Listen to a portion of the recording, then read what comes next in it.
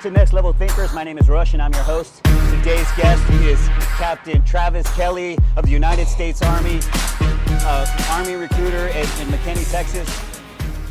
Captain Kelley, thank you for coming out, and meeting me here. I would say it's a tremendous blessing and honor to be sitting with you today. I know you Likewise. and you come with so much wisdom about the world and life experiences that you have to manage in other people's lives as a captain of the United States Army, and you have to have wisdom for that and a sense of next level thinking. And am I right about that? I think so, right? So I think almost every level of leadership, starting at a young sergeant, for those who don't know what that is, you just got to the Army 3 or 4 years. You know, there's a model of followership, followed by the potential to lead, followed by being put in a position to lead. Right. So I've just been fortunate to be put in a lot of followership and leadership positions that's enabled me to help people. That's kind of how I look at it. That's amazing. What have you noticed in those stages? What have you noticed in those stages that you say, okay, in followership, what is the one thing you think you need to be a good follower? So followership, I would say that you have to provide synergy, right? So your leader might not always have the best way. He'll have a way, right? And you're a piece to improving him just as much as he is to you. Okay. Right? So followership and leadership are intertwined, and you can't lead unless people are willing to follow you, and you're not going to follow unless you're willing to buy into what the leader's trying to do. So it's my first sergeant actually told me this recently. I thought it was brilliant. He told me, sir, leadership is 360 degrees, and so is followership. So we got to help everybody around us, regardless of what we're in. Yeah. And we're never ever a sole leader, and we're never ever a sole follower. Right. We've got to be able to do both simultaneously. But over time, you kind of learn that collectively, working amongst people. That is so cool. I have never thought about it as a 360 thing, but I can see how one without the other is neither. It's nothing, right? It's another. I don't know if that's not, but it's neither. So I can see that. Okay, and leadership. What would you say as far as leadership? What is the one thing you say this is a key ingredient for leadership? So leadership, I think, is psychology. The Army, right? We say purpose, direction, and motivation. But how do you do that? How do you provide purpose, direction, and motivation? Some people you don't have to provide their purpose. Some people you have to provide their direction. Some people you don't. Okay. Right. So I think it's understanding the personalities that surround you. Yeah. And then how are they motivated? Is it intrinsic, extrinsic, altruistic? Is it right? So there's so much to be known. And the quickest way you can do that is through trust and credibility. You got to have a presence. Yeah. You got to be around your people. You got to want to know them, want to know their family. You have to know their upbringing, where they came from, the kind of conversation we had before. Yeah. The more you know about someone, the more both of you will benefit from it. Yeah. And you regardless of rank, as a captain, I'll tell you that, in USAREC, I'm being led by a first sergeant. And I don't think as an officer, I had been led by a first sergeant before. Okay. But I was not a subject matter expert in recruiting. I got a 3-week class, right? And then I got a guy that's been doing recruiting for 10 years. So I'm following his lead, but I'm supposed to be the head of the organization, right? Yeah. So I wouldn't say that I'm leading any more than he is. I'd say that we just have a balance of leadership and followership. And, like I said, he's the one that told me about the 360 degree, and I was like, man, that's brilliant. Yeah. But it's absolutely correct. I'd say that it's a balance. It's just a balance of understanding each other and understand the psychology piece to reward people appropriately. Okay, so here's how Next Level Thinkers works. Okay, I ask you 6 questions, and then you just kind of give me your thoughts on the particular questions I ask you. Okay. Okay. When I say the United States military, what do you say? United States military. So there's a big change, right? When you put U.S. in front of military, US. Mine switches pretty quick. You say military, I think just other countries, their capabilities. When you put U.S. in front of it, wow, it's powerful, right? And I say that, I've served with about 25 other countries in my time in the Army, and we're an all volunteer Army. Regardless of what you see on the media, the news, or whatever, we're treated pretty well. Yeah. And I can say that after 23 years of service, I've always felt like I've been treated well.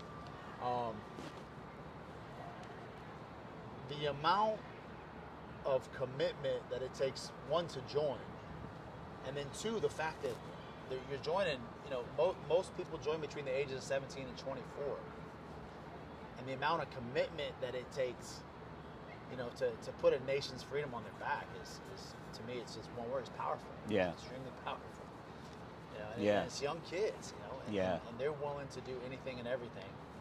And they don't know it. We don't know it at the time how powerful we are. We think we're powerful. Right. When you go all over the world and you kind of see the differences of how things are done, their freedoms, their beliefs. Some people are forced into the military, and we had the draft, right? Yeah.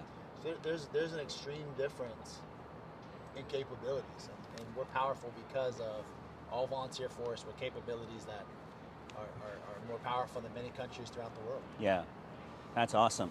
Okay, next question is, what is American patriotism? What is American patriotism? So I say first off, it's commitment, right? So you think of our founding fathers. Before they came ashore, they stayed on the boat. They wrote the documents. They wanted to agree to it. They wanted to commit to a life that would better them and their family, and then future generations. I don't think they didn't get everything right? Because we're all imperfect. Right. But they definitely tried, and I think as a country we're continuing to do that. There's all kinds of periods of history that we can choose and say, okay, where did we mess up? Where do we get it right? Right. At the end of the day, I think we really have to look at, because we have to know history to make sure we don't make the same mistakes. That's a fact. Okay. We also need to make sure that we don't use history to negate progress. That's super important. So I look at the things. If you peel any onion back, we talked about this earlier. Yeah. You'll find bad things. Yeah. For sure. Yeah. If you only peel back to find that bad thing, only to help you progress forward, you're fine. If you're only looking for more bad, you're going to go down a spiral of bad. Yeah. So stay away from it. I think as a country, sometimes we get caught up in media. There's too much bad. Yeah. Or sometimes there's too much good, and there's no real fine balance. Yeah. It's always too far to the left, too far to the right. There's some, we have to find the center of gravity. We have to be truthful with ourselves. Yeah. Be ourselves. Be loving and kind, and everybody can get better. Yeah. I think commitment. that level of humility is so important, in American patriotism. Do you see that? I do. So, I think, so the commitment to us to being a greater nation, right?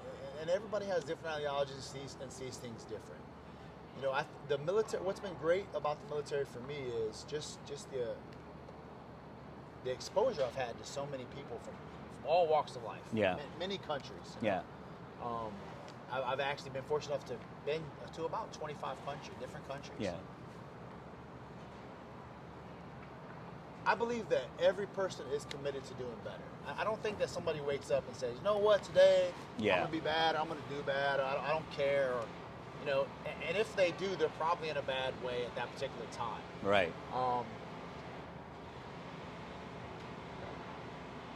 Commitment to something greater than yourself isn't probably even realized when you first join the Army. Yeah. But quickly, I'd probably say within your first year, you're like, oh wow, I'm committed to something way greater than myself. Yeah. And you want to get better for everybody else around you. And the military is very diverse. There's a great walk of life in the military. So I think commitment's the most important thing, and we can all get there together if we just believe, have hope, Yeah. and commit to the strength of our service, our nation, and then the world. Because Yeah. we are a catalyst of the world. We're a melting pot of many races and cultures. Yeah. We just got to be committed to getting better. That's awesome, man. That's an awesome response. I mean, yeah, collectively we're working together for the greater advancement of our lives, so individually and to and help any brothers and sisters out. Okay, so I broke this question down a little differently because I know I asked you this question before, but okay, what is one award that you received from your time in service that you really appreciate, and what is one reward that you received in your time that you've been blessed to receive? And okay, I'm gonna start with the reward. I think you already know my answer to this, right? Yeah, probably. So the reward is, being born you know, by a very young mother. Mother was 18, and in a divorced family by the time I was 8, in a small city where I was unsure of what I'd do with myself, and ended up in a small town with a 800 in the graduating class of 26. I was unsure of what my life would look like in the future, and quite frankly, I was scared of it. Yeah. I was scared of it. So, looking at where I'm at now, the reward is the people I've worked with. I could name so many people that have been influential in my life. Yeah. And I know them off my head. And I could text them on Facebook right now, and I know they'd be there for me. Yeah. You know, 4 of my closest friends. You know, my best man Drew Allman lives in McKinney, Texas. He just retired last year. My second roommate in the Army, Dave Fernandez, we married sisters from France. Yeah. You know, so we're brother-in-laws now, Wow. and he lives in Trinity Falls, McKinney, in the same neighborhood as my best man. That's We're crazy. all 1/6 infantry together. Ken Simpson, you know, he just bought a house in Melissa. I'm so happy for him. You know, we played basketball together in the same place. You know, Baumholder, Germany. Cade, he lives in South Texas. So I say reward is the people, because coming in the Army, kind of not knowing what my future held, I've had people that have assisted me to where I am today. Yeah. And I could go back further than that. You know, I remember the time when I left the Quad Cities, I wasn't sure about this town called Anawan, Illinois. You know, like, wow, it's a small town. How's the sports programs? My grandfather didn't want me to move from the city to a small town. Yeah. What would your exposure look like in comparison to the city to the small? I don't know, right? Yeah. Yeah. But even starting there, I had some great teachers. There. I had some great principals. You know, Linda Rakestraw was influential. So my principal was my neighbor. Oh, wow. Right? So yeah. I couldn't do anything wrong, right? Like Yeah. she lived next to me. She knew if I did something bad or not, right? Yeah. So that was great. And then because it was a small town, honestly, they kept me more responsible. And as a teenager, I was pretty wild. I was pretty hard for my mom. Yeah. But being in a small town, I couldn't do anything because everybody knew everything I did. Yeah. And you know, there's a point when I got my car, I stayed out of that town, about 15, 20 miles away, and people still knew what I was doing. I couldn't hide it. So it definitely kept me accountable and more responsible. And then the education system was really good, and I did not know it at the time. Yeah. I had no idea what the difference was in, you know, East Moline, Illinois versus Anawan. Yeah. And I didn't find out till later, but the grade scale, if you got less than 70%, you were getting an F. Yeah. In the high school I went to. So I joined the Army, like, wow, this isn't so hard. Say so, man. A lot of people are struggling. I'm not struggling. Yeah. I wasn't even putting forth a full effort. It was because I had so many great teachers in that small town. So I'm very thankful for the that people. I did transition. Yeah. But it's all about the people that helped me get to where I'm at today.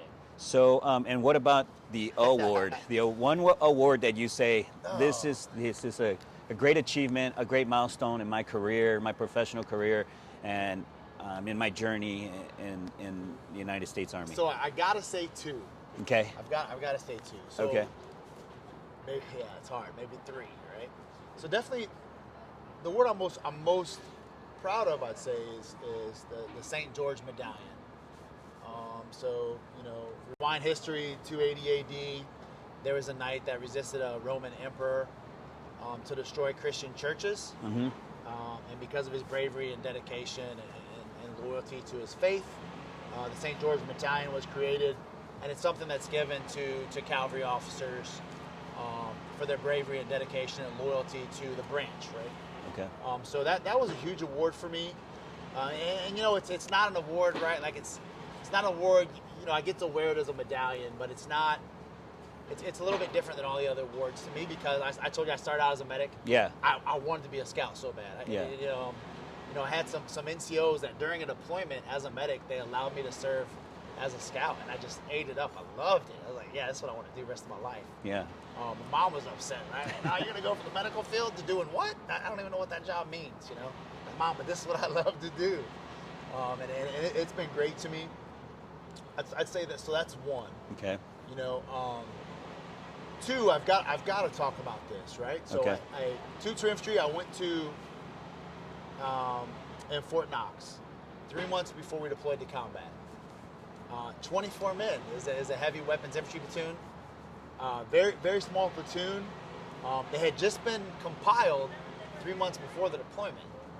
And then I'm just graduating the basic officer leader course, and I'm going straight to NTC with these guys, a culminating event before we deployed. And I didn't know them. I didn't have the trust, didn't have the credibility, didn't have anything, right? Yeah. All I had to do was show up and get the job done. Yeah. And we did fairly well. I wouldn't say excellent. We did fairly well. And I had a company commander, Captain Ben Daughters. Like, this guy, like, he had some standards that and I had been in the Army already 14 years. Yeah. I had very high standards for myself. And this guy, some of the things that he wrote on paper and he wanted to hold me accountable to, I'm like, wow, this guy's really serious. Yeah. But I think he knew, right? Like, oh man, I got a guy that's already held himself to a high standard. Yeah. He's coming in, and oh, by the way, you're taking this platoon to combat in 3 months. This is all the time you got. So he pushed me to read up on a lot of regulations. He made sure I was an expert on my craft. And fast forwarding time, went to Afghanistan, went from like 24 men to 36 men. 21 out of the 38 were shot during that deployment.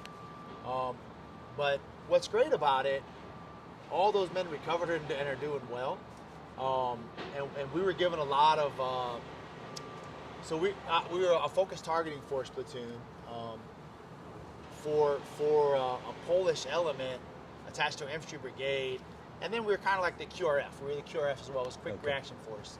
So we got to do all these cool things for the battalion and then kind of help a Polish brigade in their AO. And we were given access to a lot of programs that made us extremely successful. And that platoon only had 3 months to prepare to go to combat, and all the injuries and all the resiliency. Yeah. We got platoon to the battlefield for that combat tour. And that was just, for me, that was a very hard time. Captain Ben Daughters, Colonel Streeter, you guys absolutely instrumental. Colonel Bunch, in our success, we appreciate you. Sergeant Major Pickett, Sergeant Major McCoy, definitely the spearhead of that. And then right now, I've got to say, it's an award that I'm probably not going to receive. So literally just before coming here, me and my first sergeant were talking, and we've been ripping through data, preparing for a briefing that we've got coming up next week. We're the most improved company in our battalion currently. Yeah. So for those who are watching, out of 7 companies, we've improved the most. Out of 49 companies, we've improved the most. Out of 242 companies, we're in the top 10 for improvement, purely for improvement.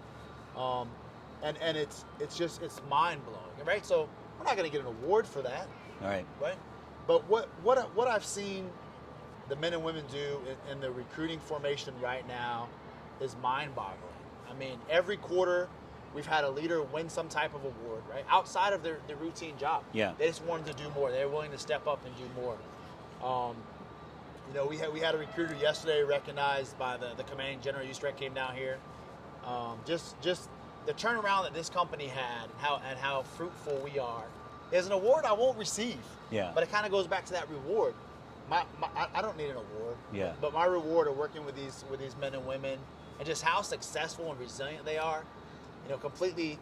So we were 193 out of 242 companies in the nation last year. Yeah. Finished 90 this year. So That's 103 crazy. position jump. Yeah, Whole that's position crazy. jump. And the dedication of these men and women is just absolutely amazing. That goes back to the commitment piece. Yeah. I've never seen so many people committed to doing well. It's powerful. That's amazing, man. I mean, those awards and rewards, they're kind of simultaneous, it seems like, for you. And that's like, what more can you ask for with that? It's like you're getting a unique blend of receiving the gifts of having people in your life that influence you, and then also you going out there and doing, I say, measurable actionable efforts that people can measure. So that's freaking amazing. Okay, so Veterans Day is what's November today? 9th. No, yeah. Less than a month. Next in a month, right? Next month, right? I'm gonna say Ooh. one word or 2 words, and you give me 2 or 3 words to describe what this is. Okay? I say combat veteran. You say what? Combat veteran. The first wow. So the first thing that comes to mind is executor. Okay. They are gonna do anything and everything you ask. and they're going to impress you how they do it every time. And I say that, as an enlisted guy, I don't think I was the tip of the spear. I was the greatest anything by any stretch of the imagination. As an officer, the awesome part is, I give an operation order. I kind of give direction, and I give limits, right, of what I think you should do, how far you should go, and I have a good battle buddy, that's going to tell me, hey, you need to adjust this or that. Everything that I've ever challenged a combat veteran to do, they're going to do what you did, and they're going to do even better than what you imagined, right? Yeah. And I think that's these guys. I mean, they're truly the experts of the craft, and they're going to execute everything you give them above standard. And just like you said, like us talking to each other. Every time I talk to you, man, I learn things. Every time you talk to me, hopefully you learn things. Yeah, for sure. But collectively, we get better doing engagement. Get strong, yeah. So my soldiers have made me probably way better than I thought I'd ever be, and I hope I've contributed to them too. Okay. But it's just an executor. I have to say executor. Okay, that's awesome. Okay, next, this one's the last question. Okay, so better make this one count, or you can't go home. Okay. Or you won't be able to get inside your home. How about that? That's trouble. Okay. I say soldier wife. You say soldier's wife. Wow. And I could say spouse, but that's I know you have a one. wife, so Yeah. just to be. Wow. That's okay. I see why you said it'd be hard to go home if I didn't answer this right. Yeah. So I think a soldier's wife is definitely a very unselfish person. They kind of understand, that anytime any soldier can be deployed anywhere in the world, and potentially in harm's way. I think that there's a period of time that a wife becomes a servant leader just like her husband. And I say that, I've been away from my wife so much that I really couldn't assist her in anything, And I hate to say that. It was tough. I mean, there was periods I was gone 2-3 years straight. Our first 5 years of marriage, we was together for a year. Yeah. We got married 6 months before September 11, 2001. And she was, from France, and I didn't have her visa paperwork done. And wow. by the time she gets to the U.S., I'm deploying all over Iraq and the Middle East, right? So extremely tough, but they become very independent. They become super unselfish. They definitely become a servant leader, particularly after you grow your family, you have children, right? And then I think there's a point too, like my wife, because I made the military a career, I would say, at some point the woman grows into being an executive spouse. So what does that mean? You think of a CEO, right, of a company. My wife manages so many things that has enhanced my career, whether it's relationships with other spouses, whether it's managing our finances, whether it's, reading a speech that I'm preparing before I go to the event. Yeah. Whether it's helping me dress, making sure that, my mannerisms are right. Yeah. Or she's and a lot of times she's my compass. That's pretty cool. And I would tell you that she guides my family, right? And particularly with my wife, as in a Christian household, she expects me to be the head of the family. Yeah. But I will tell you, my wife is a very driven person too because of these experiences she's had. So I would say just they're very selfless, very unselfish. They're servant leaders, and they grow into executives that can really manage anything and do anything. That is so great. It's pretty powerful. Like my wife can do anything. I think she'd make a better CEO than me. Yeah. Right? She'd Maybe. be a multitasker than me for sure. Like, Yeah. I'm absolutely convinced. That is so amazing, man. Captain Kelley, I can tell you this much, that I listen to your thoughts about every single thing we've talked about, like from what does the U.S. military mean to you? What is soldier wife? What is a combat veteran?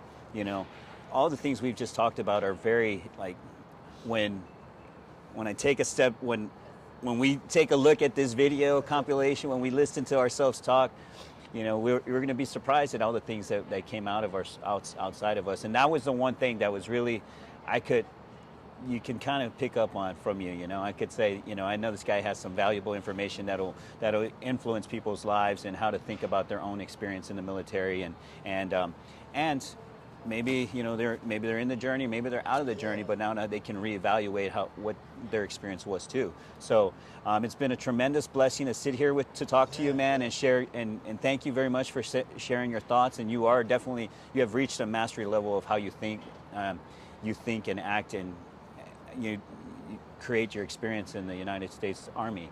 And it's the benefits of serving others. Yeah. You know, I tell everyone that. So if you've ever considered joining the U.S. Army or any branch in the military, I'd say there's a lot of opportunities out there, benefits. Actually do the research. Don't get caught up into what media tells you.